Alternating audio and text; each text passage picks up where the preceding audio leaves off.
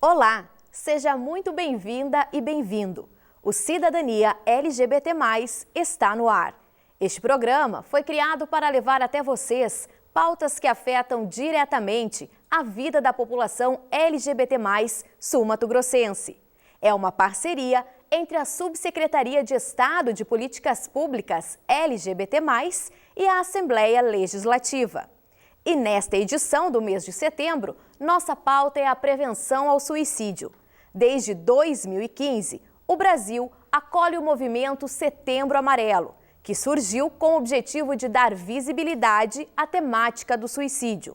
E de acordo com dados da Organização Mundial da Saúde, mais de 800 mil pessoas já tiraram suas vidas no mundo. E no Brasil, esse número chega a 11 mil suicídios por ano em média. E para falar sobre esse tema tão importante, nós recebemos aqui no estúdio a psicóloga Priscila Begnini. Olá, Priscila, seja muito bem-vinda ao nosso programa. Olá. Priscila, e para nós iniciarmos o nosso bate-papo, por que é importante nós falarmos de saúde mental? Não somente da prevenção ao suicídio, mas da saúde mental da população em geral. É muito importante falar sobre saúde mental, de modo geral, e não só sobre o suicídio, devido à prevenção, a eficácia da prevenção, a busca de serviços de ajuda, de apoio, antes que fique numa situação mais agravada, Então é muito importante estar falando sobre essas temáticas para favorecer a busca e saber também onde procurar ajuda e também para as pessoas que convivem, com algumas pessoas que estão com dificuldade, como que elas podem apoiá-las. E nós estamos saindo de 2 anos de uma pandemia, que bagunçou a vida de muitas pessoas, com muitas perdas também, E essa pandemia da Covid, ela foi também um gatilho para muitos casos de depressão? Sim. Prejudicou muito, pois as situações de vulnerabilidade que as pessoas já se encontravam, acaba agravando muito mais, Então são vulnerabilidades generalizadas, seja financeira, de saúde, os relacionamentos, o distanciamento dos vínculos, que são muito protetivos para a saúde mental. Então todo esse distanciamento e todas essas dificuldades, que vieram com a pandemia, acaba agravando muito. E você acredita que as pessoas elas ainda sentem, digamos que, vergonha de dizer que estão indo até um psicólogo, que estão conversando com esse profissional, Como que é no teu dia a dia ali no consultório essa procura, Ainda existe um tabu, um medo, de dizer, olha, eu vou no psicólogo, uma vez por semana eu vou lá conversar, Como que é esse trabalho, essa procura? Então, essa procura, geralmente, quando a pessoa chega, relata, assim, uma dificuldade ou até mesmo uma demora de procurar o serviço por esses estigmas, essa preocupação, de comunicar ao outro, de alguém saber que está procurando esses serviços, mas depois que a pessoa conhece, de fato, os serviços, como eles funcionam, acaba propagando, e recomendando que as pessoas também procuram, que façam, e acaba se acolhendo, e acolhendo demais pessoas, estimulando também a procurar esse serviço. Voltando à nossa temática, até a questão do Setembro Amarelo, esse tema, a questão da prevenção ao suicídio, muitos estudos falam que neste mês que a gente intensifica, a fala sobre isso, aumentam-se os números, Como que vocês, como psicólogos profissionais, trabalham esses dados, E tentam entender o porquê disso, Desse aumento de casos? Olha, quanto a isso, não existe um senso comum, mas, de modo geral, alguns relacionam ao ambiente, à estação, que é quando inicia a primavera. Então, a estação, a gente sabe que o ambiente afeta muito a saúde mental da pessoa, as modificações que vão tendo do contexto, de época, não relacionado em si à temática de prevenção, né? Muito mais relacionado a outros ambientes externos, né? Eu acho que até essa questão me chamou a atenção agora, da questão de você dizer que o início da primavera, né, pode desencadear essas mudanças de comportamento, né? Você pode explicar um pouquinho mais para a gente como que isso funciona? Que eu acredito que essa tua declaração seja até uma incógnita, muitas pessoas não sabem também disso. Então, às vezes a gente acredita que a saúde mental ou a ideação suicida, ela está muito relacionada a um processo individual, né? Mas é um processo complexo, multifatorial e, inclusive, o ambiente, né? As relações, os vínculos com instituições, né? Tudo isso não são momentos ou fatores específicos, né? Que podem desencadear um agravo ou um prejuízo, mas todo um contexto, inclusive, né, por exemplo, assim como a moda influencia, né, influências e tendências, então as estações também influenciam, né, a gente procura mais estar com o outro, sair, né, existe toda uma movimentação e, inclusive, nesse contexto, né, de frio, de um pouco mais de retraimento, de recolhimento, né, acaba dando uma disfarçada nesse distanciamento social, nesse isolamento. E a gente imagina, né, de modo geral, que a pessoa ela vai cada vez se isolando, né, e somente isso é que prejudica a sua saúde, que pode levar ao agravamento. Mas é necessário que ela tenha uma certa melhora, uma exposição, né?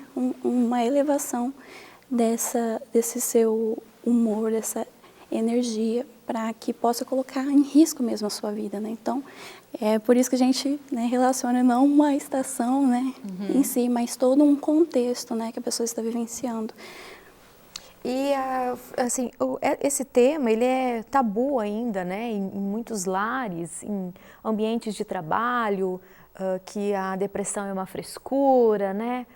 Por que apesar de tantos anos, né, a gente falando disso, falando que realmente é uma doença, que é algo muito importante para você, que você tem que ajudar o seu próximo, que você tem que ter empatia, as pessoas ainda têm dificuldade de entender? Sim. Olha, são muitos fatores, né? Os principais é a atualidade, né? É uma demanda que a sociedade tenha desempenho e tenha produtividade. Então, não é interessante a gente trabalhar essas vulnerabilidades, a necessidade de um suporte externo, um suporte social, né? Olhar para si, ver limitações, não seria interessante nesse contexto. E questões culturais mesmo, né? Demonstrar fraqueza, pedir ajuda, né? Isso são tabus que prejudicam muito, né? Até mesmo a pessoa que procura o serviço, ela mesma sofre, evita, posterga, né, a procura desse serviço justamente porque ela também tem esse preconceito, né, algumas têm esse preconceito, essa dificuldade. E muitas vezes, né, esse acompanhamento ele vem por parte do psicólogo, de um psiquiatra e de toda uma rede, né, que envolve a família também. Ainda tem a vergonha de falar que, além do psicólogo, eu preciso de um psiquiatra também? Que eu preciso dessa rede para iniciar meu tratamento? Ah, sim, existe, né, um pouco dessa vergonha, até porque as pessoas, elas não sabem, né?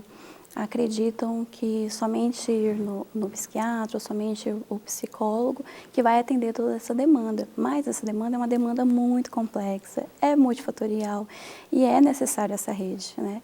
E esses estigmas existem sim, mas é necessário justamente por ser multifatorial, então a intervenção precisa ser de multifatores. Então, se o que está prejudicando ainda mais essa pessoa é uma vulnerabilidade na área do trabalho, precisamos trabalhar juntamente com a área do trabalho. É a falta da capacitação, precisamos trabalhar a educação, né? Ou um vínculo com alguma instituição, com alguma comunidade, né? Trabalhar as relações, trabalhar a família. Então, tudo isso precisa ser trabalhado porque são sistemas complexos, né? Priscila, e nós temos acompanhado também que muitas crianças, né, estão procurando psicólogos, né, os pais. A faixa etária está mudando muito cedo nessa ida a esses consultórios e a esses profissionais, com crises de ansiedade, de comportamento, né? Como que vocês avaliam essa nova leva de pacientes? Então, Jaqueline, é importante, né, olharmos para isso, porque ainda que seja muito importante, né, que seja já inicialmente de modo preventivo, quanto antes, né, é recomendado que quanto antes, melhor o prognóstico, melhor a intervenção, né, o trabalho também, o contexto familiar dessa criança. Mas, de fato, com a criança existe muito mais esse encaminhamento, né? Por conta dos seus contextos, sejam da escola, né? De outras atividades que ela possa estar inserida, dos seus cuidadores, ou até mesmo dos pais, né? Observando e também conscientes, né? Dos prejuízos, né? De não procurar um serviço. Então, isso acaba aumentando também a demanda. E, é claro, também o contexto, né? Como eu já havia relacionado, nós somos pessoas que estamos inseridas em contextos e são multifatores, e a atualidade, né, tem muitos fatores estressantes, né, muitos fatores ansiogênicos, muitos fatores que podem gerar um prejuízo, né, para esse humor, ter um humor um pouco mais deprimido, e isso acaba despertando a preocupação dos pais. Então acho que isso é positivo, né, de modo preventivo. E voltando a falar sobre a questão da depressão, né? Quais são os primeiros sinais, né, que o nosso corpo apresenta quando algo não está legal? Olha, é muito pessoal. Então, essa percepção, geralmente as pessoas, né, do entorno, elas percebem primeiro. Por isso é muito importante, quando se trabalha prevenção, né? Por isso a importância de se trabalhar a saúde mental por todo o ano, né? Não somente em setembro, mas setembro também é muito importante, para que as pessoas possam estar mais atentas e observando esses pontos de prevenção, como os vínculos, né? As relações afetivas, né? Uma comunicação mais afetiva. Todos esses pontos podem ser benéficos, podem contribuir, né? Ainda que seja multifatorial e os relacionamentos em si, né, não são fatores desencadeantes, né, de algum agravamento de saúde, a pessoa pode se beneficiar de estar inserida nesses relacionamentos, às vezes ampliar o seu repertório, possibilidades de resolver alguns problemas, a pessoa está dando um feedback, uma preocupação, né? Isso pode facilitar muito, ajudar muito, contribuir muito para a identificação desses sinais e sintomas. E para a pessoa, né, individualizada, quando ela percebe, né, isolamento, solidão, perda do desempenho, interesse, né, da vida, são alguns fatores, né? Ou qualquer alteração, que não necessariamente, né, são inúmeras as formas, e cada pessoa desenvolve alguns sintomas específicos, né? E Priscila, após eu identificar, né, algum desses sintomas que você citou, eu ainda posso negar que isso esteja acontecendo comigo?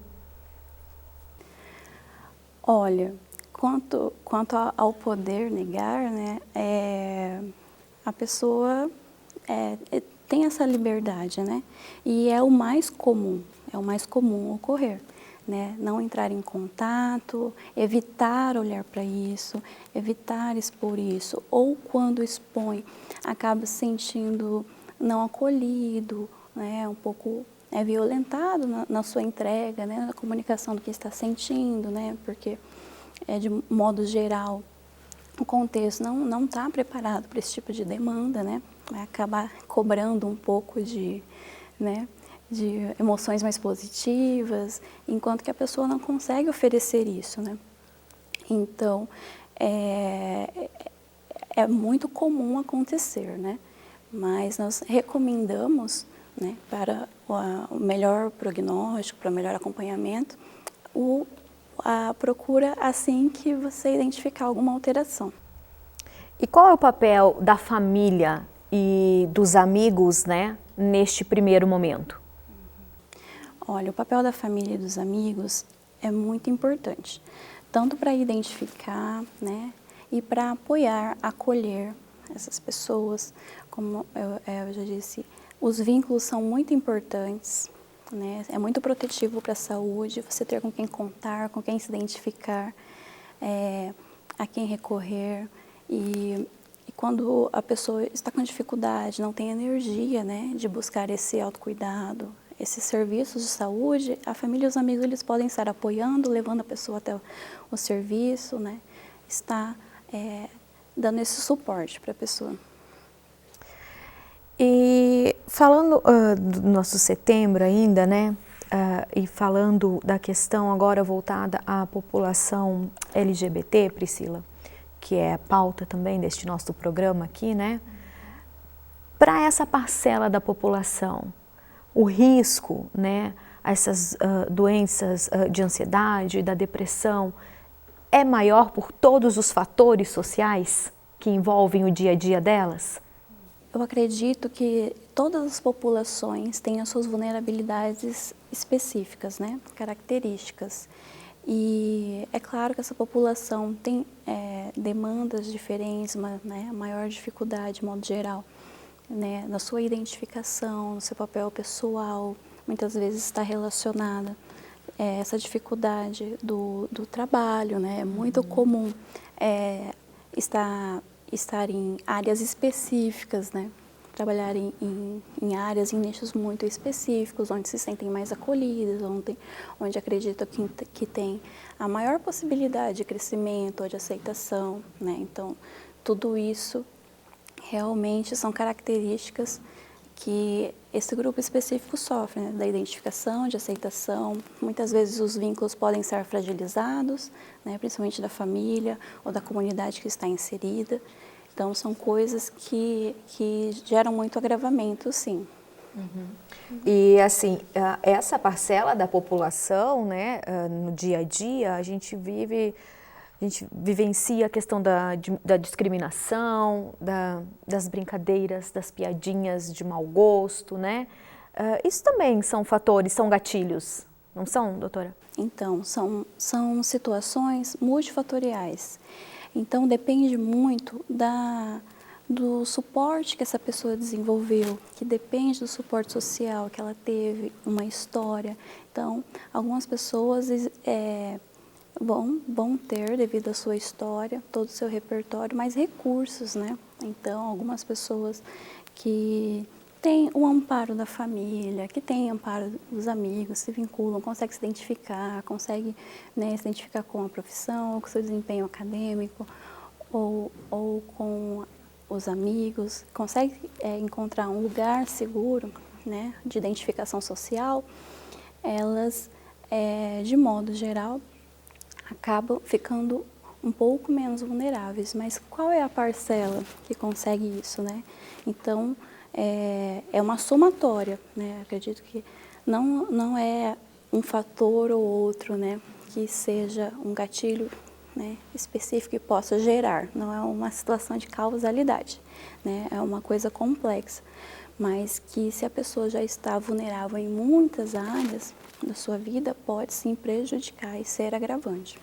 E recentemente, né, nós acompanhamos aqui no nosso estado o caso do dentista, né, que era gay e estava trabalhando na vacinação até da Covid, né, e com uma vida, em tese, profissionalmente estruturada, com uma família acolhedora e que mesmo assim ele acabou tirando a sua própria vida, né? Então eu acredito que a gente nunca vai saber, né, doutora, o que se passa no íntimo da pessoa, né? Mas a gente vem acompanhando que, de certa forma, a população LGBT ela está muito mais suscetível a esses crimes, de acordo com algumas pesquisas. Como que vocês trabalham isso nos consultórios, no próprio conselho de psicologia, né? Na orientação aos profissionais, né? Para entender de fato como lidar com essa pessoa que, em tese, quando você olha, ela está com uma vida perfeita e ajustada.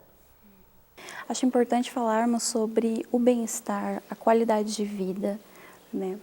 A autoavaliação, a autopercepção do seu contentamento com a vida, né? Porque observando os fatores externos, algumas áreas da vida das pessoas, elas são, né, visíveis, aparentemente avaliamos como protetivos, outros, em comparativo, avaliamos como uma situação de vulnerabilidade, mas existe também uma percepção, uma autoavaliação, né?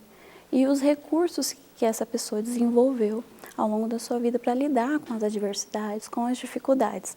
E então é por isso que, de modo geral, a gente olha, né, para algumas pessoas e tem essa dificuldade de entrar em contato com essa saúde mental da pessoa que está mais vulnerável, em detrimento de outras, né, fazer esse comparativo. Mas isso é devido aos fatores multifatoriais e toda essa complexidade mesmo. Bom, doutora Priscila, nós estamos, né, encaminhando para o final desse nosso bate-papo, que abordou a questão do Setembro Amarelo, da prevenção ao suicídio. E eu gostaria que a senhora deixasse um recado para quem está nos assistindo, né, sobre a importância de se está passando por algum momento de dificuldade, de entender este momento e de buscar ajuda, né? Porque nós intensificamos as nossas falas agora neste mês sobre o tema, mas é importante, né, nós falarmos sobre saúde mental nos 12 meses do ano, né, doutora? E em todos os ambientes, na escola, no trabalho e com a família, né? Qual o recado, então, que a senhora deixa para os nossos telespectadores? É muito importante, durante todo o ano, estarmos atentos às nossas vulnerabilidades, dificuldades e procurar serviços, né, preventivos ou o quanto antes, né, antes de um agravamento. Estarmos também atentos aos nossos familiares, amigos, onde nós estamos inseridos. É importante também que os contextos das instituições, né, estejam cada vez mais abertas a olhar para essa temática, a se preocupar, né, seja com os funcionários, os colaboradores, os estudantes, nesse contexto de forma preventiva e trabalhar muito mais a promoção da saúde, oferecer mais recursos, ampliar os repertórios no sentido de vínculos, as relações sociais com respeito, né? Com a cidadania, a garantia dos direitos dessas pessoas que podem aliviar, né, os prejuízos, né? E pode ser muito protetivo para essas pessoas. Doutora, muito obrigada mais uma vez e o nosso programa vai ficando por aqui.